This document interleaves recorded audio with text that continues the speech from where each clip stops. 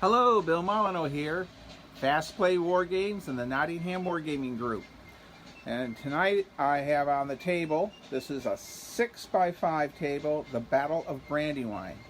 Now currently it's March 5th and I have the Kickstarter with Superior Print on Demand with my Fastplay Wargame company with Jeff Valent, Peter Schultz, and Anthony Valent.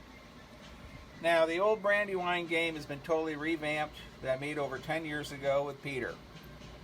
But I also use this game for miniatures.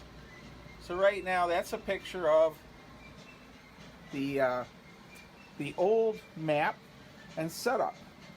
So what I have here is a rough layout of the Battle of Brandywine. Now, these figures are very special. They are over 60 years old. Dennis McKibben, the best man at my wedding, and a great reenactor and historian of the French Indian War, gave them to me. Over several hundred. They are the comic book figures from the 1960s.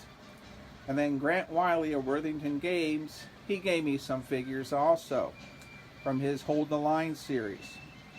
So I really haven't gone through the trouble of painting these. I have 2 figures per base, 3 figures to a unit, and we're gonna play out the Battle of Brandywine using the order of battle, and this is pretty close to the map.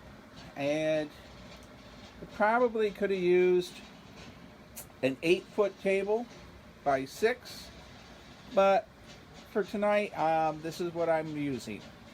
So, a couple things we're going to talk about next, and I'm going to pause the video. I talked about the Waterloo style buildings in a previous video, the $7 for the PDF file. Well, what do they look like? There's one, and I'll try not to pan too quickly, but all of these buildings are from that PDF file. And you can change the shutters and the windows because they're layered within the PDF file. So every building here is from that except for the church. And the church is ceramic. So Waterloo style buildings, I printed these out, glued them to some cardboard, flocked the bases, and here they are on the battlefield for Brandywine. So, what else do we have? Well, I need rules. Our Brandywine board game that's currently on Kickstarter is a board game. So, converting it here to miniatures, I still need a combat system. And I'm going to show you that next.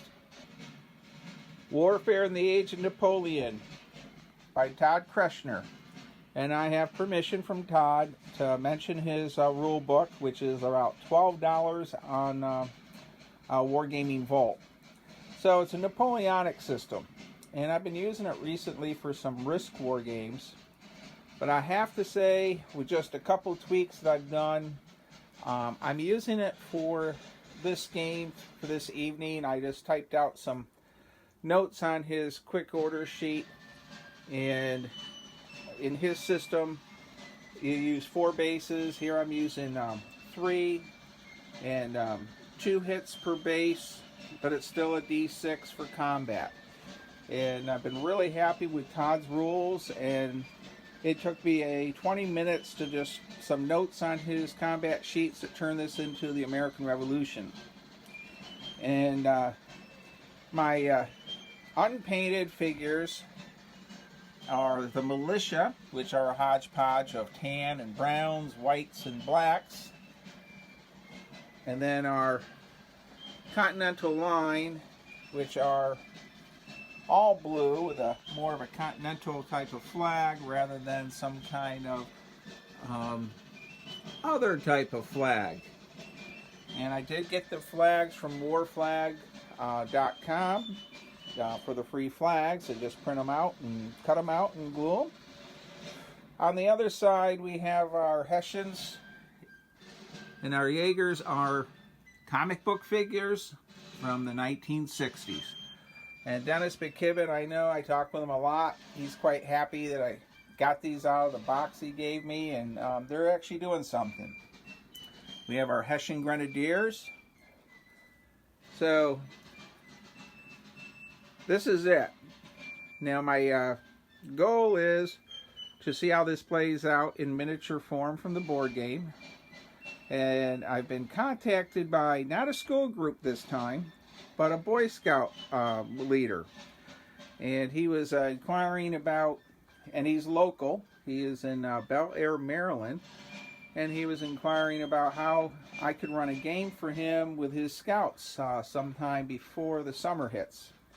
So he was interested in doing Brandywine, since we're I guess 40 miles, 50 miles from the Battle of Brandywine. Well, I think I've covered everything in over 6 minutes. I made all these fences. They were just sticks that you buy at Walmart in a big bag, and I just glued them until they go up. And of course, our fields are nothing more than placemats for your front doorstep that you buy at Walmart and shop up. I think that's everything. Apologize for the figures not painted. You know, life is short, and I'm happy with what this is. It's not a convention game. When I do run my convention war games at the conventions, they're all painted and they're pristine looking for the most part.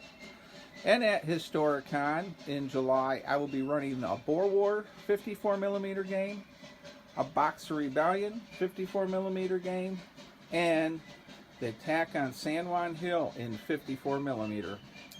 But the rest of this weekend, we're doing this 1/72 scale game of the Battle of Brandywine with comic book figures. Hey, thanks for watching the video. Paper buildings really were pretty fast to put together. Stay safe, be kind, be courteous, and thanks again for watching my video.